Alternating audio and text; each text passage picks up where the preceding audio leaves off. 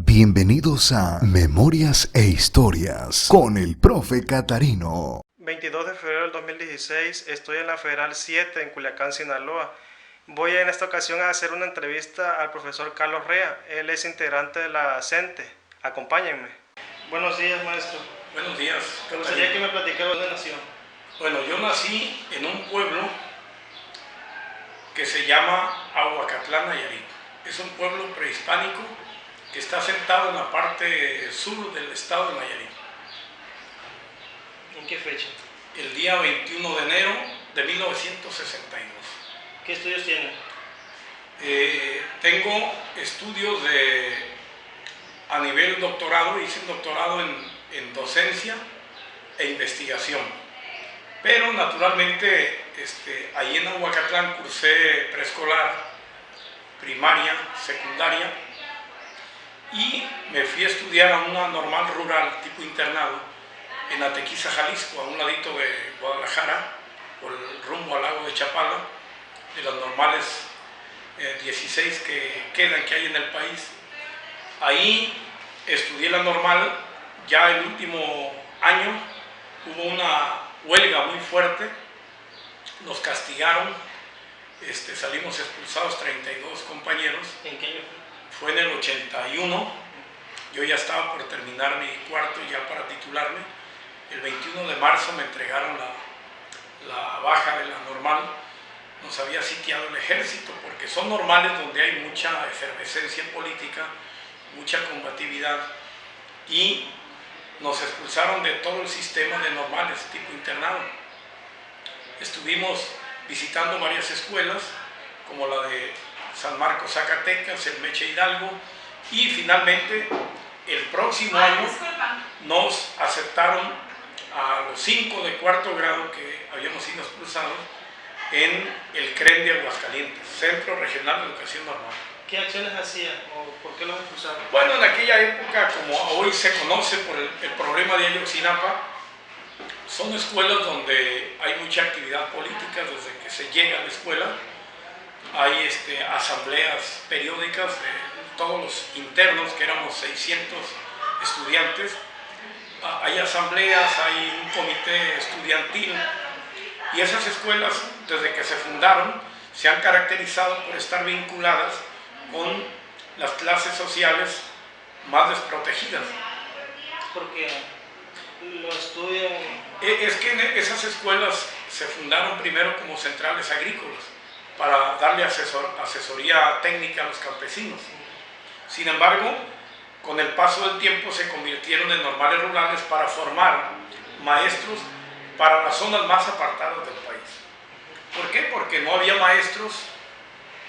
Recuerda a Catarino que en la década de los 30, 40, había muchos que apenas terminaban cuarto de primaria, o quinto, quizás sexto, y ya podían ejercer la profesión docente. ¿Por qué? Porque el país todavía no contaba con instituciones formadoras de docentes. Entonces, estas escuelas, después de primaria, después de secundaria, ingresaban sobre todo hijos de campesinos, de gente humilde. ¿Por qué? Porque ahí se nos otorgaba una beca, había comida, había hospedaje, nos daban un colchón al ingreso, cobija, sábanas, nos daban incluso ropa, esa ropa color caqui, y daban para gastar cada semana. Le llamamos pre, generalmente nos lo daban cada 3 meses. Y era un dinerito para que te comieras una tostadita afuera, en fin, ¿no? Entonces esas escuelas se caracterizaron porque había mucha efervescencia. Yo empecé a leer ahí a Ríos. Al interior había un comité que se llamaba COPI, Comité de Orientación Política e Ideológica. Ese comité te invitaba a estudiar. Naturalmente que a los que iban destacando como líderes o como activistas, los iban invitando, y eran los que más leíamos, digamos, en aquel periodo. ¿Por qué? Porque al interior del internado había deportistas, había gente que le gustaba la música y se integraba a la rondalla, y algunos de nosotros teníamos inquietudes políticas, y entonces nos invitaron a participar. Yo desde que llegué al internado me sentí como pez en el agua, porque yo ya traía en mi cabeza la problemática del pueblo. Porque te debo comentar, Catarino, que yo soy huérfano de padre, quedé huérfano a los 8 años, y el contacto con los campesinos, el trabajo con los ejidatarios y todo, cuando yo era niño, el trabajo en el taller, en una panadería, al ver cómo vivía el pueblo y sus necesidades, como que a mí me fue sensibilizando, me fui compenetrando. Y llegué a entender desde adolescente que era necesario luchar, pero yo no tenía todavía claro. Tuve un profesor de historia que era del PPS, del partido que fundó Lombardo Toledano, que era de formación marxista, con sus asegúnes, porque dicen que en el 68 él no condenó la masacre del 68, en fin, hay unos detalles de la historia. ¿Quién es? Lombardo Toledano. Pero mi maestro de historia, que era de Tepic, Nayarit, militaba en las filas del Partido Popular Socialista. Servando O'Connor. Algunos familiares de él han sido líderes del primer grupo que derrotó al PRI en Nayarit, que fue un líder que hubo en Nayarit muy querido, llamado Alejandro Gascón Mercado, que actualmente ellos tienen, la gente de Alejandro Gascón formó el Partido de los Comunistas, que todavía hacen actividad política. Yo tengo algunos conocidos que militan en ese partido. Entonces, ahí en el internado, repito, se nos fueron formando las ideas de cambio social, la lucha por los explotados, por la gente oprimida, los obreros, los campesinos. Y luego a Tequiza está esa normal, hay un corredor industrial ahí. Constantemente entramos en contacto con obreros, íbamos a apoyar las huelgas de los obreros ahí, nos llevaban periódicos obreros, o sea, todo ese contacto y esa actividad nos fue de alguna manera influyendo en la personalidad. ¿Analizaban procesos históricos? Analizamos. Por ejemplo, ayer, la semana pasada tuvimos, recordando los 50 años del asesinato de Camilo Torres. Sí. Y ayer, que fue 21 de febrero del 2016, sí. Se recuerda también el asesinato por Anastasio Somoza de Sandino. De Sandino. Esas efemérides hoy día se recuerdan. Se recuerdan. Ahí las normales teníamos el calendario rojo, se llamaba, calendario rojo. El día 2 de diciembre hacíamos un acto muy bonito recordando la muerte de Lucio Cabañas. De hecho, la sociedad de alumnos de nosotros se llamó Lucio Cabañas Barrientos, que egresó de Ayotzinapa y que fue un maestro, que fue líder de la federación de la que te comparto. Yo fui líder con unos 15 o 20 años después de Lucio Cabañas. 4 jóvenes formamos el comité central de toda la federación. Hay una federación que se llama Federación de Estudiantes Campesinos Socialistas de México, la FEXM. Entonces, teníamos el calendario rojo y a nosotros nos tocó vivir, por ejemplo, la revolución nicaragüense. Los apoyamos con libretas, con ropa, con dinero, difundiendo, porque en esa época en Nicaragua estaba la efervescencia con el Frente Sandinista de Liberación Nacional. Y luego en El Salvador se vivía otro proceso, en el Pulgarcito de América. Nos llevaban películas, llegaban salvadoreños, o sea, Farabundo Martí, el Frente Farabundo. Entonces nosotros vivimos prácticamente, Catarino, todo el proceso último de revoluciones de América Latina. Sabíamos de Camilo Torres, pero también de México sabíamos del obispo rojo de Cuernavaca, Méndez Arceo. Sabíamos también de grupos que andaban en la clandestinidad. Me tocó vivir lo último de lo que fue la Liga Comunista 23 de septiembre, que fue una... ¿En los 70 dónde estuvo? En los 70 yo estaba en Atequiza. Yo entré a Atequiza en el 74, en el 77 llegué yo, al 81. Esos 4 años yo estuve internado, pero viajando por todo el país, o sea, me tocó visitar prácticamente todas las normales, Tamazulapa, Oaxaca, el Meche Hidalgo, En ese momento, ¿cómo se consideraba usted? ¿De qué ideología? Yo me consideraba de una ideología socialista.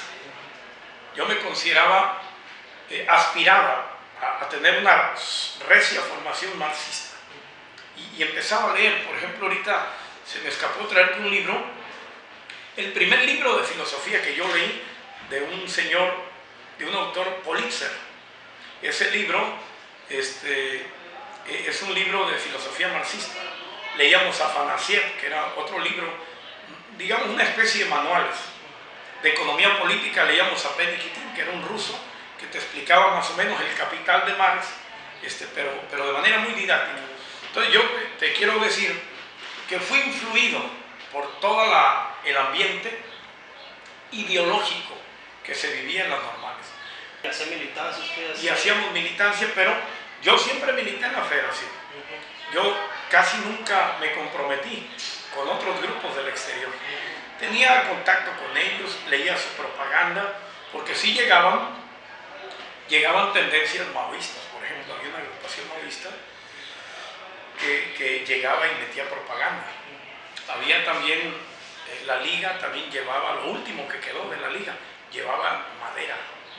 Me tocó el periódico Madera. Y nosotros sabíamos lo de Arturo Gami, le hacíamos su homenaje el 23 de septiembre del 65. Tú sabes que quisieron asaltar el cuartel Madera. Entonces, en el calendario rojo que te digo, estaba Arturo Gamis, estaba Lucio, estaba Rubén Jaramillo, estaba Zapata, estaba Villa, estaba Magón el 20-21 de noviembre, que lo ahorcaron en Estados Unidos. Yo te voy a decir una cosa, de los revolucionarios mexicanos me identifiqué mucho con el magonismo, porque a mí siempre me gustó la oratoria, me gustó. Cuando empecé a hablar yo en las asambleas, varios me dijeron, oye, lo haces bien, se te escucha bien, la gente se calla, la gente te escucha. Entonces empecé yo a ensayar, incluso me llamó el grupo que controlaba que hegemonizaba, el control se oye medio maquiavélico, el que dominaba, el que controlaba políticamente la normal. Bueno, estaban dos grupos en disputa y yo me tuve que inclinar con uno y ese se logró la hegemonía. Estaba uno ahí, había un grupo de porros que una noche casi nos matan a un compañero, dormíamos con machete en la azotea, el comisario un día nos prestó unas pistolas para repeler alguna agresión. Todo eso se vivía en el internado. Entonces ahí empecé yo a participar, ahí en la normal. Repito, fui del COPIN, fui delegado nacional, fui del Comité Central de la Federación. Me quisieron cooptar varios grupos, pero yo tenía cierta resistencia porque yo tengo un problema. Yo necesito conocer más a fondo lo que se mueve para poderme comprometer. ¿Alguna vez quiso ser guerrillero? Sí, más bien quisimos ir a Centroamérica. Sí quisimos, un compañero de Guerrero nos invitaba a participar, hicimos caminatas, yo estuve en gimnasio 3 años, sí teníamos, porque era el ambiente juvenil, era la admiración por el Che Guevara, la admiración por el Camilo Cienfuegos, la admiración por Fidel Castro. Yo me identificaba mucho con el foquismo, digamos, en ese periodo. Me imaginaba que podía en México abrirse un foco y que a partir de ahí íbamos a liberar a este pueblo del dominio imperialista y del dominio de la oligarquía, etcétera, ¿no? Entonces te digo, esos años juveniles estuve muy metido, extremadamente. Yo ya no iba en periodo de vacaciones a mi casa, me lo pasaba leyendo. De hecho, yo tenía la biblioteca de la Sociedad de Alumnos, más de 500 libros que leíamos. Como ahorita todavía sigo leyendo algunos libros. Ayer antier que supe que murió este filósofo italiano, Umberto Eco, quiero comprar algunos libros de él. Soy abierto a las corrientes de pensamiento. El otro día me interrogó un agente de gobernación que trabaja aquí de manera abierta. Yo creo que él dice que es de gobernación federal. Me dijo que cómo me definía, y yo por la cosa que se ventila, me he definido como un humanista, como un hombre que respeta la línea pastoral de las comunidades de base. Me gusta el trabajo comunitario, aunque no sea muy definido marxista. Me llama la atención el trabajo del EZLN en Chiapas, de cómo vienen creando sus propias escuelas, sus propias clínicas. O sea, yo me considero un hombre que le duele mucho el dolor humano, como decía, lo decía este poeta Pablo Neruda: nada de lo humano me es ajeno. Entonces, yo quisiera definirme, para no ideologizar tanto, como un humanista revolucionario de la época nueva, ¿no? Retomando el humanismo del Renacimiento hasta ahora, porque hay un humanismo burgués donde casi deriva en filantropía, y yo no soy filántropo. Yo quisiera que la humanidad se liberara de esas cadenas de la pobreza, de la injusticia, de la ignorancia, de las enfermedades, ¿no? Por eso a mí me mueve cualquier cosa que le ocurra al humano. Me caracterizo por ser solidario, ¿no? Después de que regrese a la normal, ¿en dónde empieza a trabajar? Empecé a trabajar aquí en Sinaloa, en la sierra. ¿En qué año? En el 82. Me mandaron a la sierra de Surutato para arriba. Se llama Santo Tomás. ¿Cómo llega a la CENTE? Llegué a la CENTE porque las normales rurales están muy vinculadas a la CENTE. Prácticamente son sus cuadros en preparación, ¿no? Yo, por ejemplo, en el 79, Catarino, ya había participado en el 80, allá por Insurgentes en México, en las marchas de la coordinadora. Es decir, yo milito en la coordinadora sin todavía ser maestro. Era yo, ahí en la normal nos visitaba un grupo de la Barca Jalisco, que eran de la CENTE, aunque ellos eran del partido del PESUM, creo que ya era PESUM en aquellos años, el antecedente del PRD, y nos visitaban y de alguna manera nosotros sabíamos que egresando de la normal íbamos a militar en la CENTE. O sea, está muy vinculado ideológicamente. ¿Qué me puede hablar sobre la historia de la CENTE en Sinaloa? Mira, lo primero que hay que decir es que la CENTE se fundó en Chiapas, allá por el 17 y 18 de diciembre del 79, en Tuxtla Gutiérrez, Chiapas. Se reúnen varias organizaciones y en Chiapas se vivía una gran efervescencia porque hubo el auge petrolero, pero el auge petrolero encareció la vida en Chiapas, por ejemplo, donde hay gran producción de petróleo, y ahí surgió el descontento, donde exigían sobresueldo, sobre todo. Empezaron a exigir sobresueldo, pero junto con eso empezaron a ver que había problemas de pagos, que había atropellos de carácter laboral y sobre todo que había una cúpula gangsteril dirigida por Carlos Longitud Barrios. Entonces, estos elementos económicos, laborales y políticos fueron generando un proceso de formación de una organización que luego tomó vida como CENTE. La CENTE no es la primera organización de lucha del magisterio. Los maestros hemos venido luchando a lo largo de la historia, sobre todo de la historia moderna y contemporánea. Tú sabes que un asesor de Zapata, Otilio Montaño, era profesor. El grupo Sonora de Plutarco Elías Calles y de Obregón eran profesores. Podemos encontrar en las luchas a los maestros, en la lucha social, a veces no como gremio totalmente, pero sí quien tenía la profesión docente y que dejó el arma aquí mismo en Sinaloa, el profesor y litigante Leiva Solano, Gabriel Leiva, el protomártir de la revolución en Sinaloa, era maestro. Entonces, se crea la CENTE en Chiapas y empieza a extenderse por todo el país. Ahí en Chiapas nacieron los consejos centrales de lucha, el CCL de Chiapas. Ahí en Chiapas hay dos secciones, la 7 y la 40. ¿Aquí en Sinaloa cómo llegan ellos? Aquí en Sinaloa llega, te voy a decir cómo. Cuando se forma la CENTE, muchos dirigentes de la CENTE trabajan o estudian en México. Había otra normal en Guerrero, que también se caracterizaba por ser semillero de disidencia.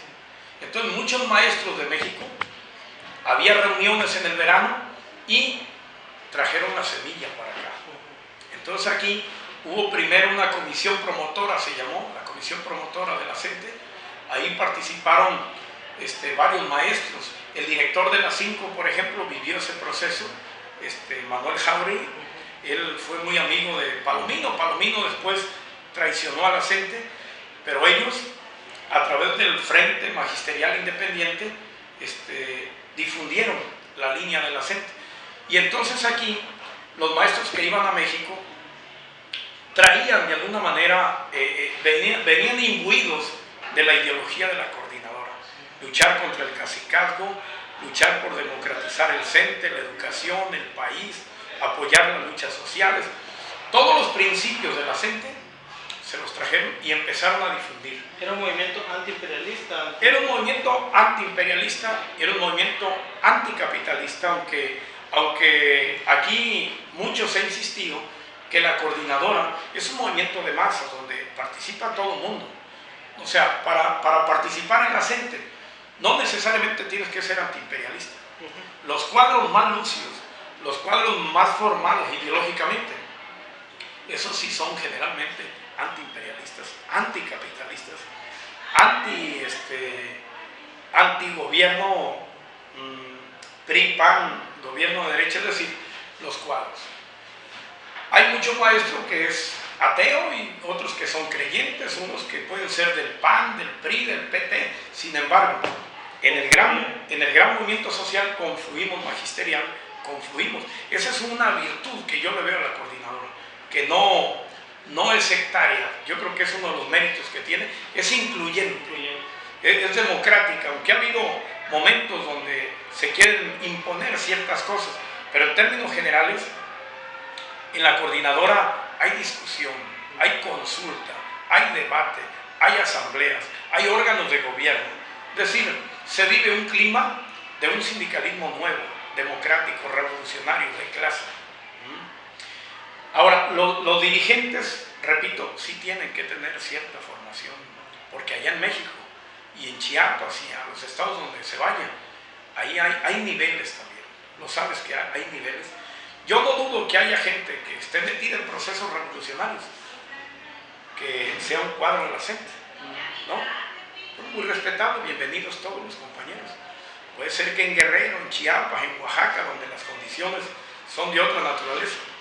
Aquí en Sinaloa, prácticamente la CENTE se ha formado por ese grupo de la gente de lombardistas, la gente de Nayarit.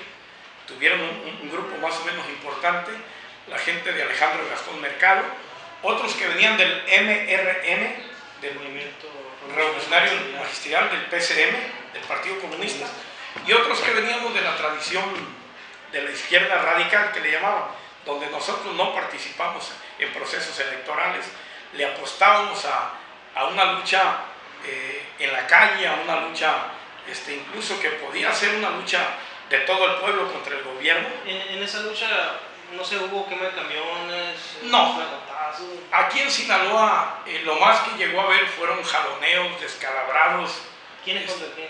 El grupo de charros, el grupo de Carlos Longitud Barrios contra maestros que íbamos a protestar. ¿Quiénes eran? ¿Quiénes eran los golpeadores? Sí, los representaban. Pues en aquella época aquí estaba Ernesto Moreno Morales, que era de la FEDSE, había después los Mendívil, uno de ellos fue secretario, que ya falleció hace poco, Mendívil Chaparro, y el otro que después tuvimos cierto trato más cercano, porque han cambiado las cosas, algunos charros se hicieron no tan rabiosos ya, y pudimos interactuar con ellos. Simón se llamaba, de aquí del Tecnológico, líder del TEC. Es decir, había ciertos personajes aquí que de alguna manera fueron más duros en aquella época. Y en la sección 53 estaba el cacicazgo de Juan Rodolfo Monroy, que luego es sustituido por el cacicazgo de Daniel Amador. ¿Y en el CENTE 27? En el CENTE 27 perdió el control Carlos Jongitud Barrio, pero llegó un grupo de gente que salió del movimiento, un movimiento que hubo que se llamó Movimiento Magisterial Sinaloense, allá por el del 89 al 91, se fue incubando un movimiento grande, fuerte, para echar abajo a Jongitud. Ya Jongitud le había dado la espalda al presidente de la República, ya le dijo, tú vete a descansar, ¿no? Ahí se viene la caída de Jongitud, pero ya tenían preparada a la otra líder, al Bester, que está en la cárcel. El Bester más o menos empieza en el año 91 para acá, empieza el cacicazgo fuerte del Bester Gordillo Morales. Regresando a los 80, 81, esos líderes que fundan la CENTE aquí en Sinaloa, ¿quiénes eran los primeros militantes? Pues estuvo Obdulio de Guasave, que ya falleció, Obdulio Álvarez, estuvo Martín Escalera, que ya falleció, de acá del norte, estuvo Manuel Jauri, que es director todavía que te pudiera ampliar también, director de la Federal 5. Él vivía en la casa de Palomino, uno de los que fueron líderes de la primavera de la CENTE, allá por el 89, 90. Su nombre completo. Su nombre completo. Manuel, es Manuel Jauregui Vitorino. ¿Y Palomino? Palomino es José Palomino, que me escapo ahorita. Palomino aquí estuvo, aquí vino en aquellos años cuando la gente lo respetaba. Después él empezó a hacer negocio con el movimiento, porque hay que decir una cosa, muchos líderes de la coordinadora se han pasado al otro campo, han hecho negocio, han hecho carrera política gracias a la CENTE y a sus habilidades. Entonces, aquí tenemos, por ejemplo, mucha gente que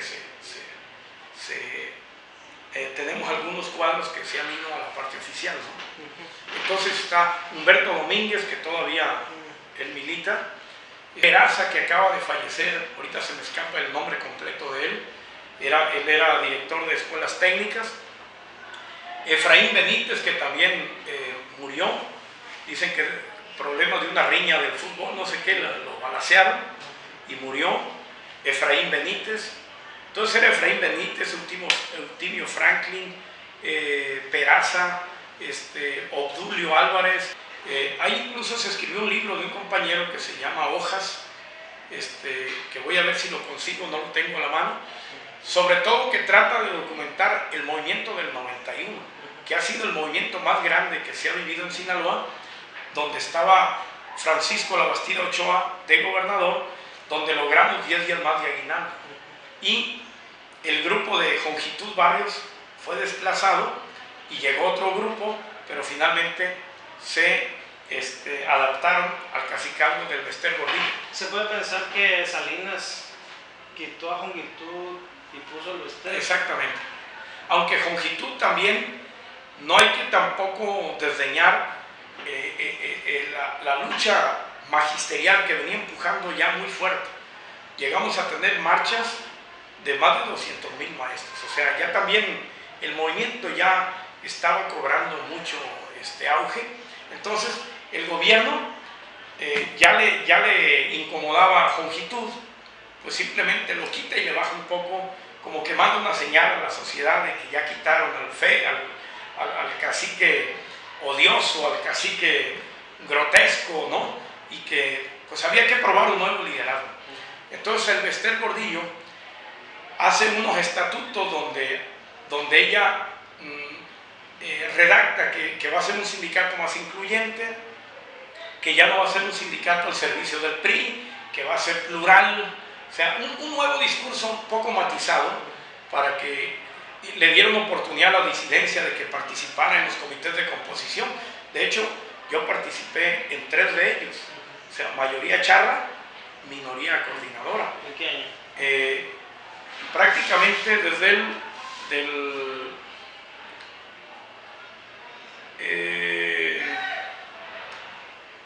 estamos hablando del año 2003, del 2003. Mira, yo primero fui secretario general aquí, profesor Carlos Alfonso Rea Camacho. Acabábamos un 18 de octubre, ganamos el comité de aquí, un grupo por primera vez, digamos, alguien totalmente definido de la coordinadora llega a dirigir un comité delegacional de aquí, de esta escuela, con un promedio de unos 80 trabajadores, ¿no? Entonces yo de aquí hice mi trabajo y fui invitado al primer comité como miembro del comité seccional, pero en acción social.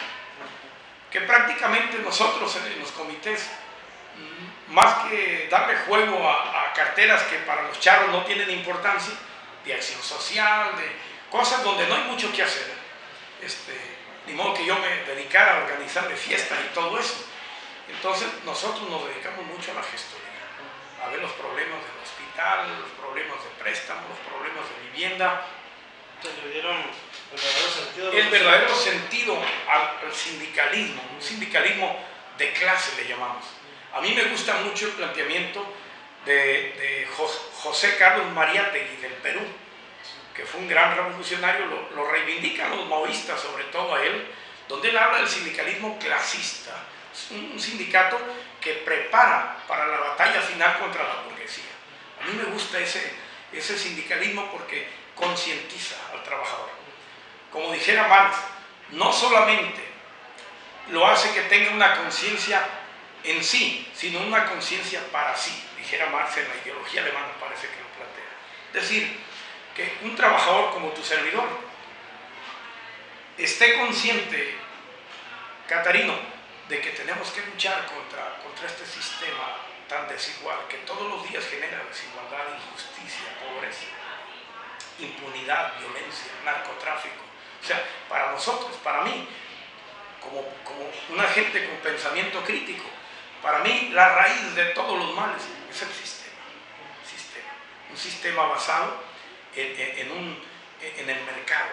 El propio Francisco ahora critica que se está agotando ese modelo de mercado, porque el mercado, como esencia del capitalismo, despoja al 98% de la humanidad para enriquecer al 2%.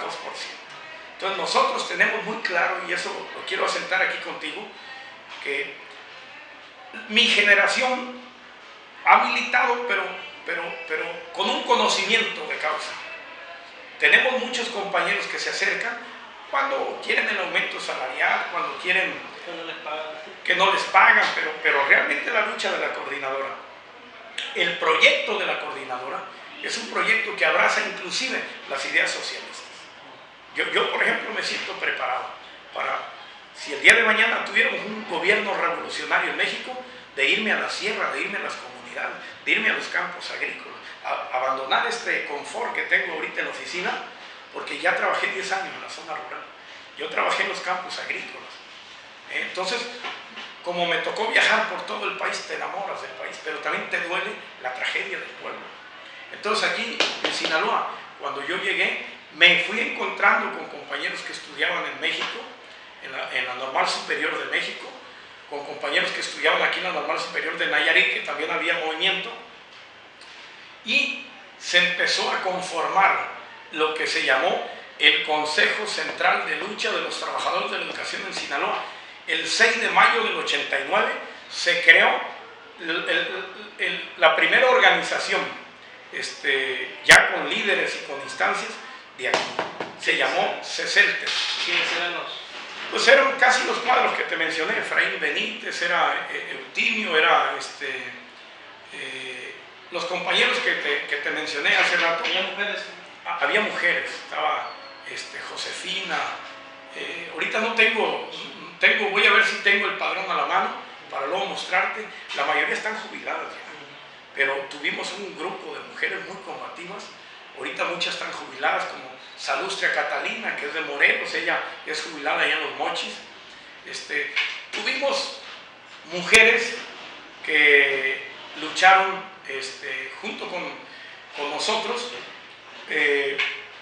o nosotros junto con ellas, por aquello del género, en esta lucha. Había hombres y mujeres que nos veíamos como hermanos.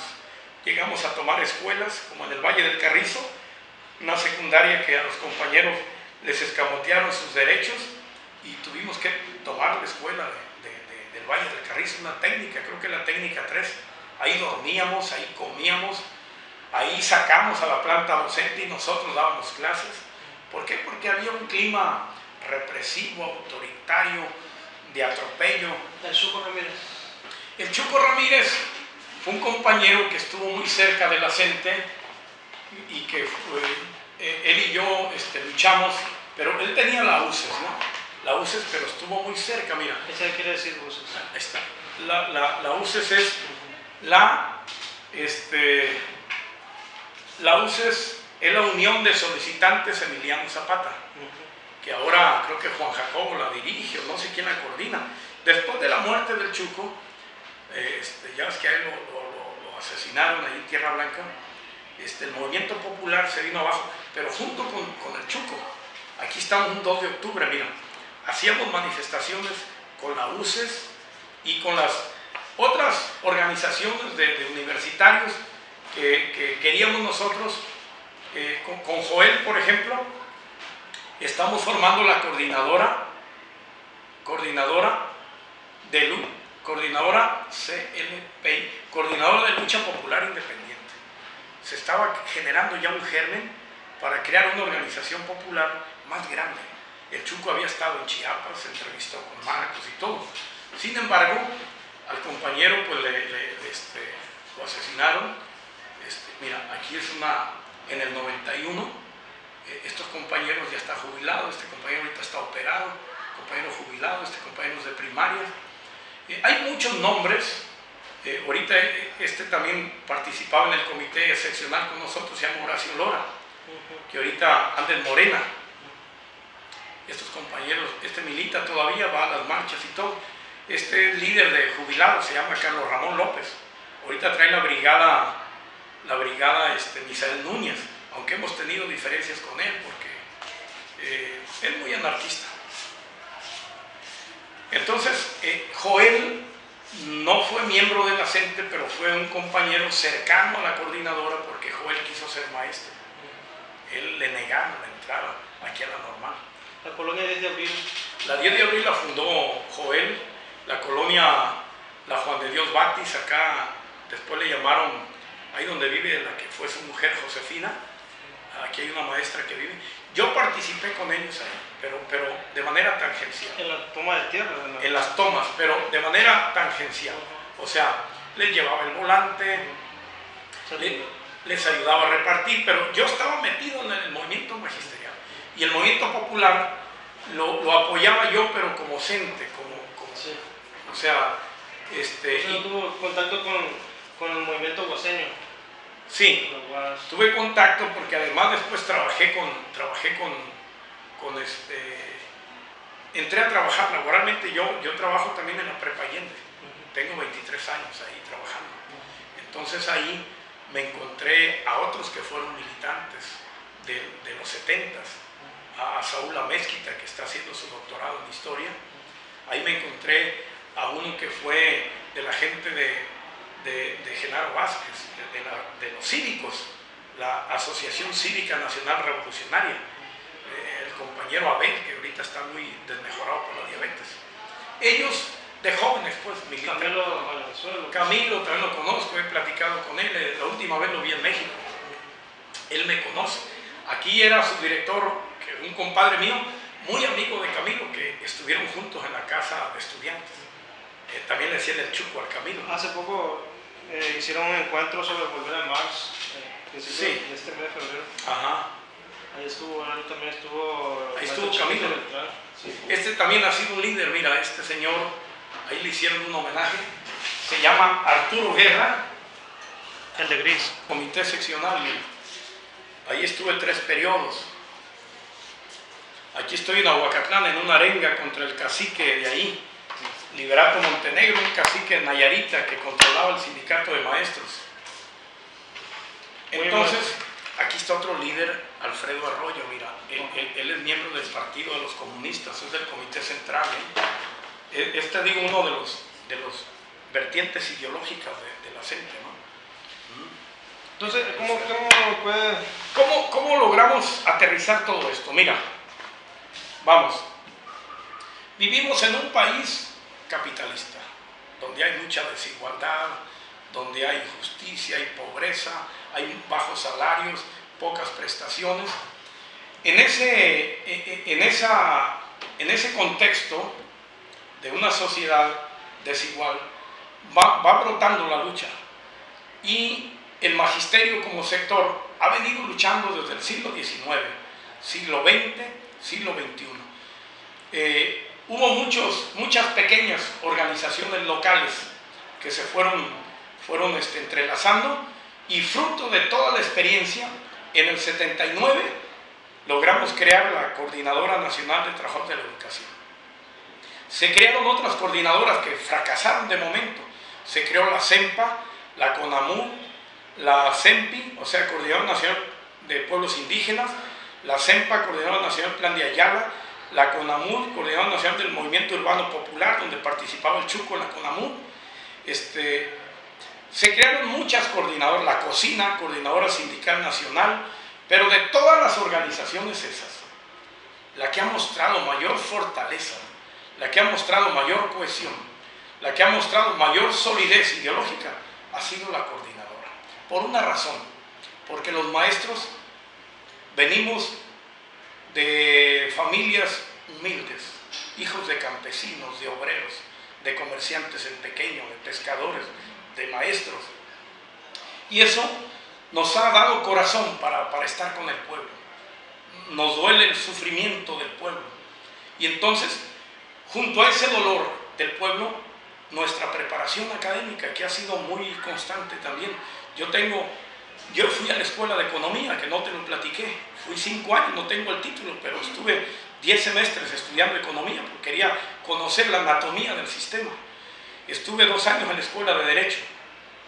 Fui autodidacta en círculos de filosofía. Hice 2 maestrías y terminé un doctorado. Pero todo mi estudio y toda mi preocupación, como ves en la pantalla que escribió mi hija, te quiero porque tus manos trabajan por la justicia. Toda mi vida ha girado en torno a liberar al pueblo de la pobreza.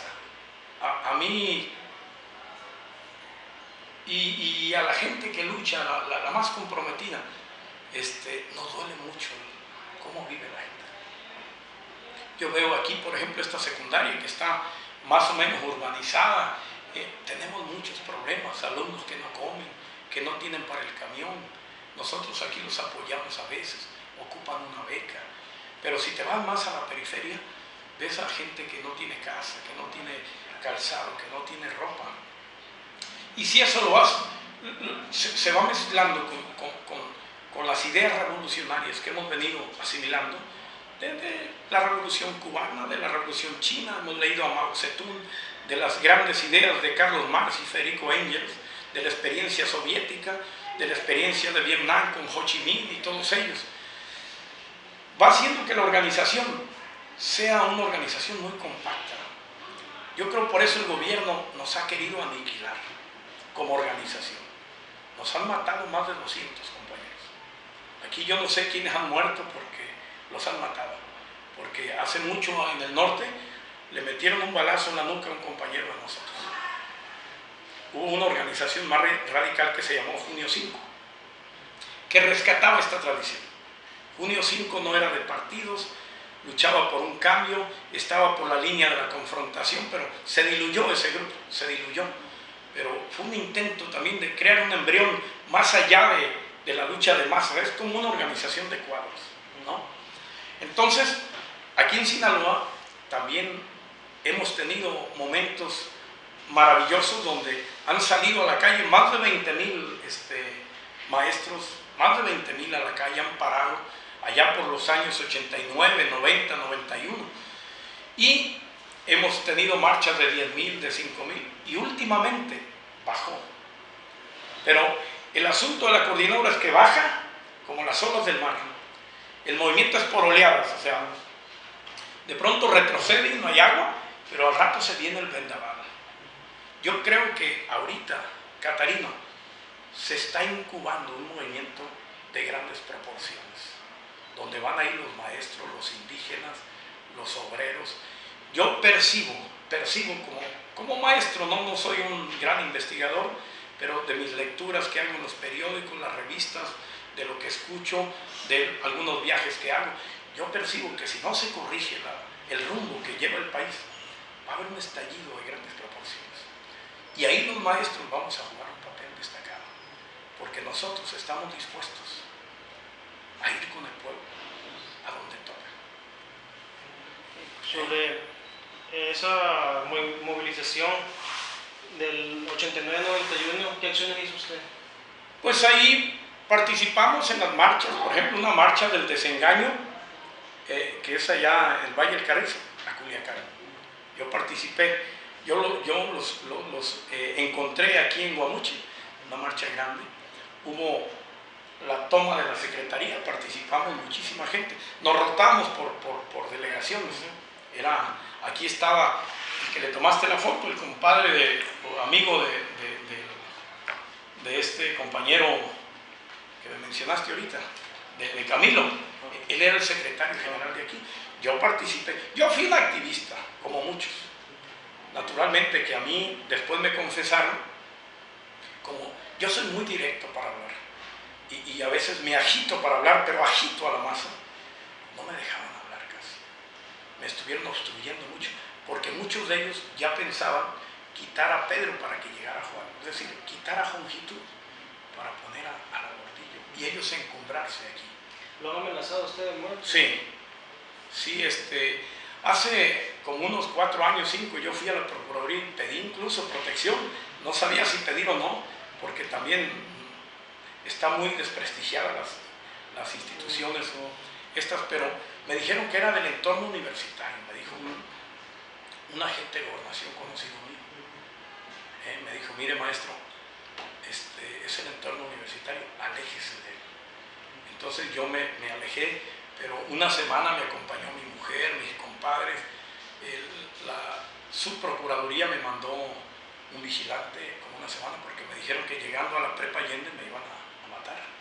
Me habían desconectado los cables del carro, me habían golpeado el carro, me lo habían bañado de pintura, y era por alegatos internos de la universidad. No tenían más trascendencia que defender ahí los derechos de los trabajadores, ¿no? Cuando pasó la ley del ISSSTE, ¿en qué año fue que hizo usted?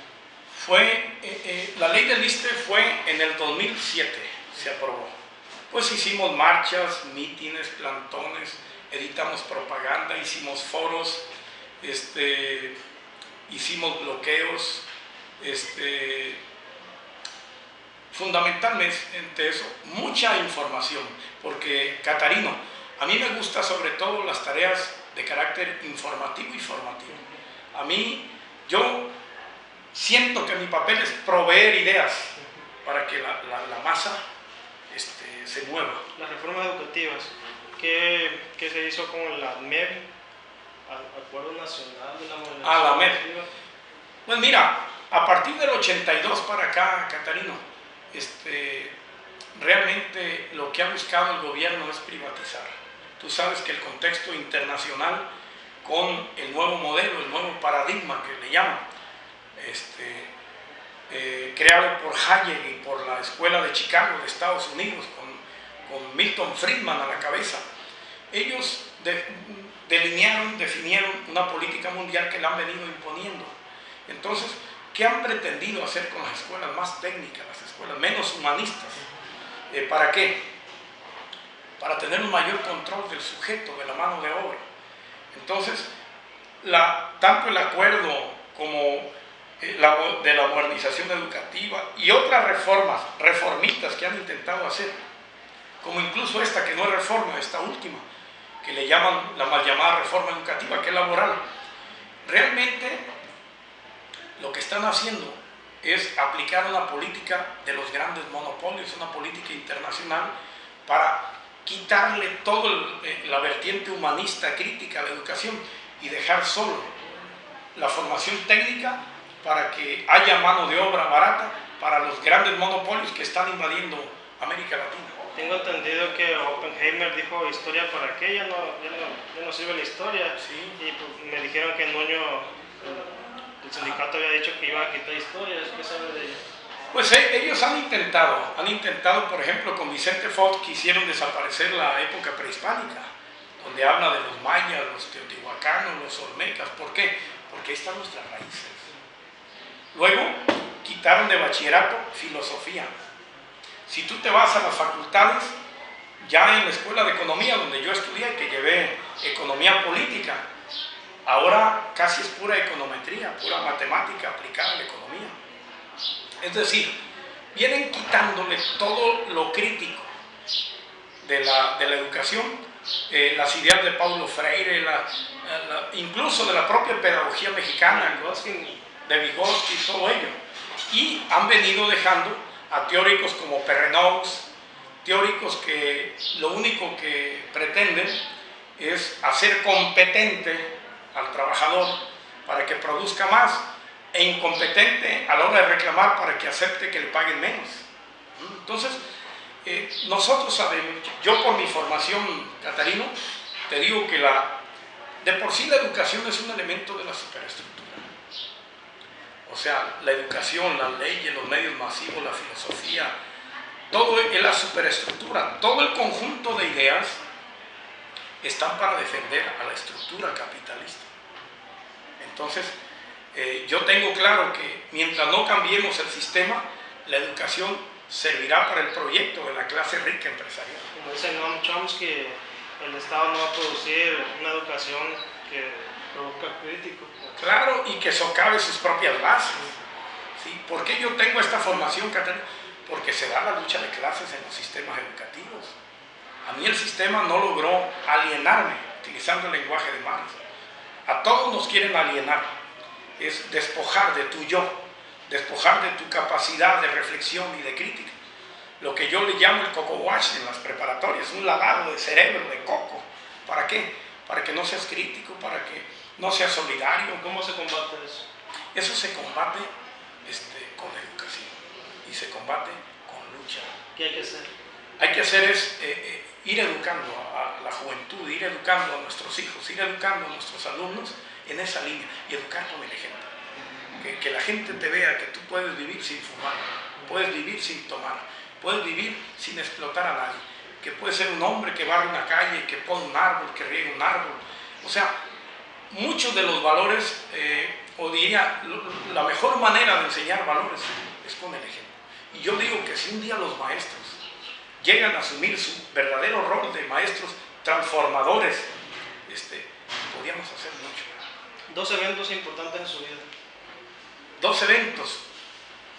La llegada a la normal de Atequiza, en el 77, por 2 razones: por mi vocación de maestro y por mi vocación de luchador. Ese es uno. Y segundo, el segundo evento de mucha importancia es haber contribuido a la edad que tengo ya, 54 años, a despertar conciencias. Para mí son 2 logros, cosas que no he logrado: despertar a todo el pueblo. Yo participé en algunos proyectos que no fructificaron, pero que tenían la idea de crear una organización de revolucionarios profesionales. Ahí fracasamos. Pero son 2 cosas. Mi llegada ahí, porque ahí empezó mi formación.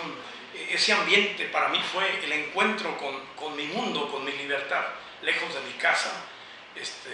Digo lejos de mi casa en el sentido de que, bueno, ya no me sujetaba a ciertos hábitos familiares, y el contacto con los 600 jóvenes, llegando militar en una federación muy combativa que tiene historia, que ha hecho mucha historia y que se va a escribir sobre ella. ¿Su personaje histórico de Sinaloa quién sería? De Sinaloa, pues sería, estoy entre Gabriel Leiva y el Granito de Oro, pero en su última etapa, cuando se hizo villista. ¿De México? De México, yo admiro, aunque no comparto todo su planteamiento por anarquista, pero yo admiro a Ricardo Flores Magón por su entereza. ¿De América Latina? De América Latina, a Fidel Castro y al Che. Son 2 personajes que yo, y del mundo, a Marx por su genio, y a Lenin por su genio y su habilidad política, y a Mao por su capacidad de comunicarse con los pueblos del tercer mundo. ¿Qué mensaje compartiría?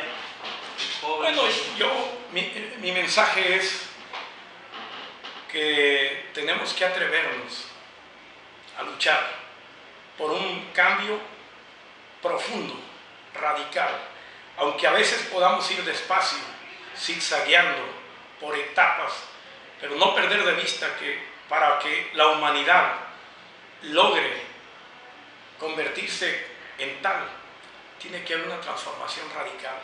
Y yo quisiera ir pregonando por el mundo, como hasta ahora lo he hecho en este mundo pequeño geográficamente, ir pregonando las ideas de cambio, de justicia, de libertad, e ir influyendo en los hijos, en los vecinos, en los amigos, en el sindicato, en el pueblo, animarlos para que luchen, porque si no hay lucha, no hay cambio. Y que esa lucha sea una lucha consciente, una lucha verdadera, donde no haya lugar para los oportunistas, ni los arribistas, ni los traidores, que es una lucha auténtica del pueblo, y que un día se haga realidad lo que dijo Abraham Lincoln, que solo el pueblo salva al pueblo, desde una perspectiva de Marx.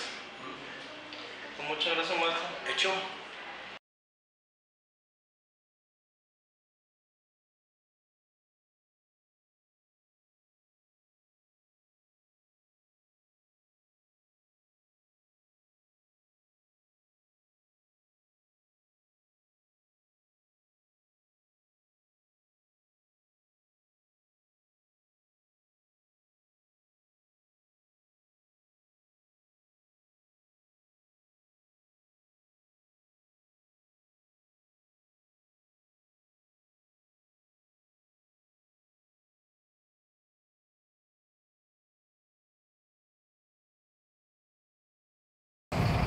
De todos los mexicanos que son capaces de poner en riesgo su libertad y su vida para liberar a nuestro pueblo.